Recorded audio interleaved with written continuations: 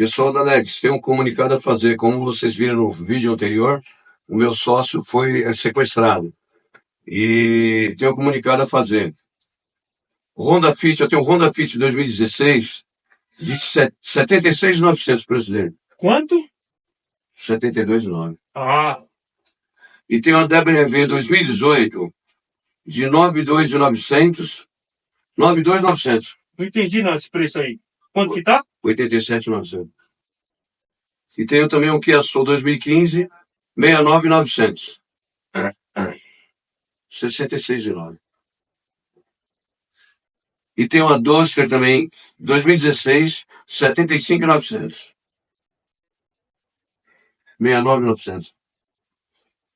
É isso aí, pessoal. O comunicado tá feito.